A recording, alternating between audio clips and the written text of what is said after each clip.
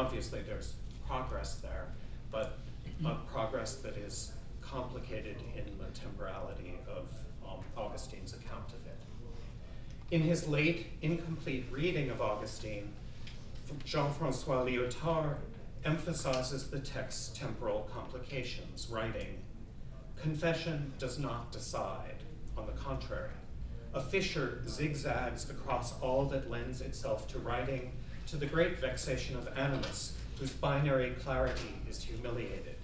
The caesura does not take place, has not the time. The here and now, the stretches of time, the places, the lives, and the I present themselves as fissured, or rather fissure continually. The field of reality discourse included fissures in its entirety like a struck glass. The strike of conversion is not one single blow delivered once and for all. It is not a shower of repeated blows either. No, confessive writing bears the fissure along with it. Augustine confesses his God and confesses himself not because he is converted. He becomes converted, or tries to become converted, while making confession. Conversion is the fissure in the grain of confession. It is not the substitution of an amended luminous version for a blind, poor version of profane life. No longer will there be night and day for the confessant. Henceforth, it is fissured day and fissured night. We could spend the rest of my time talking about the Lyotard, but I'm going to move on.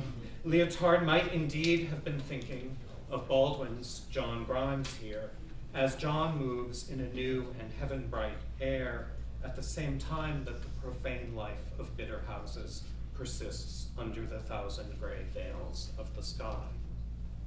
Whether or not Lyotard's formulation works precisely for any given medieval text, the idea that conversion experience neither strikes a single blow that allows the substitution of an amended luminous life for its blind, poor predecessor, nor presents a straightforward narrative sequence of strikes and changes, but rather leads the field of reality discourse included to fissure in its entirety like a struck glass, resonates with a whole diverse range of medieval accounts of conversion.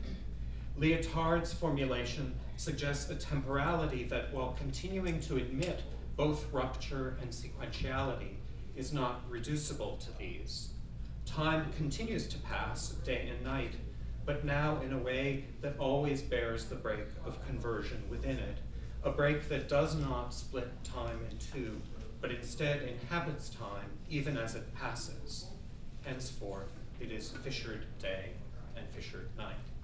Keeping this formulation in mind, today I want to focus our attention on one Middle English text at whose center stands a series of conversion accounts.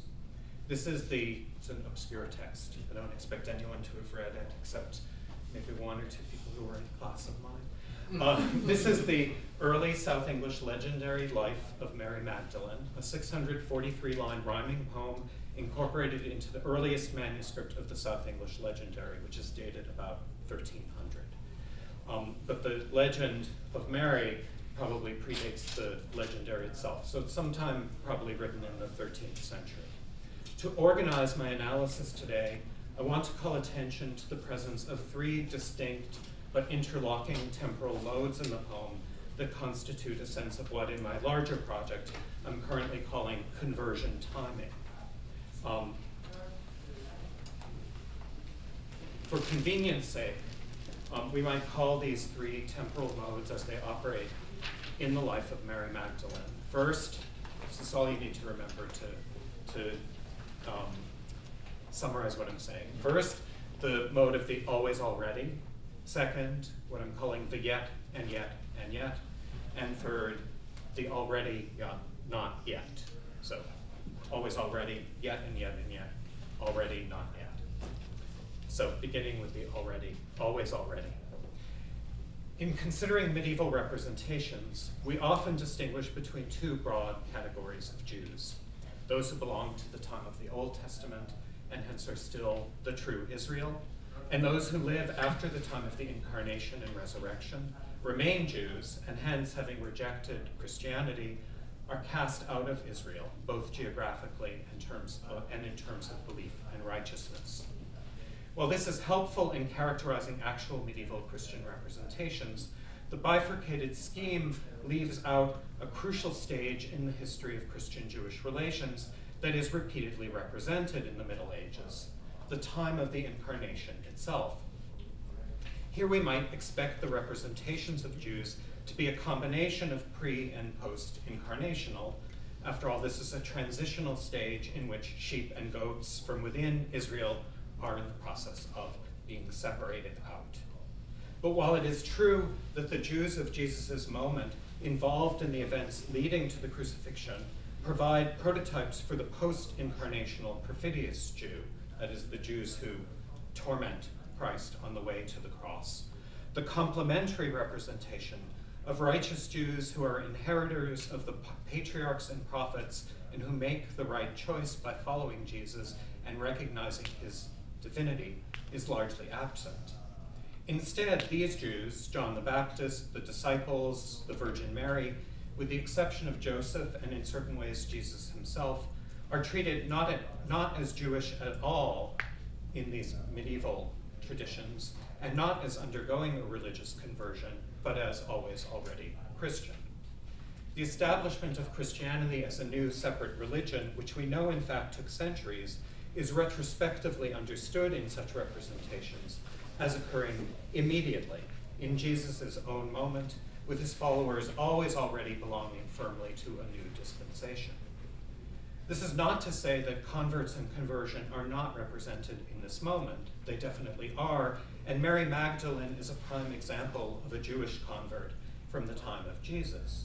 But her conversion is thought of in a text like the Middle English Life, not as a conversion from Judaism to Christianity, but instead as a moral conversion on the model of an intra-Christian reformation.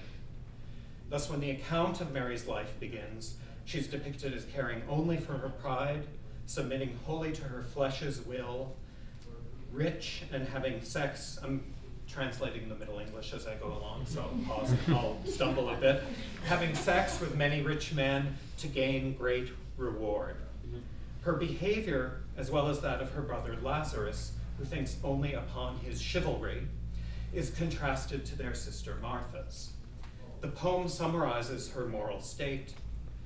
The fairer she became, the more she was praised, the more foolish woman she became and grew sinful and unwise.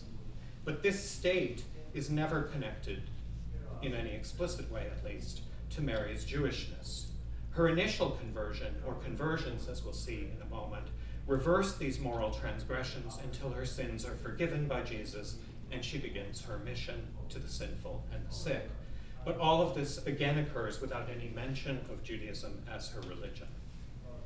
After Mary's conversion and the start of her missionary activity, there is perhaps an implicit reference to Judaism.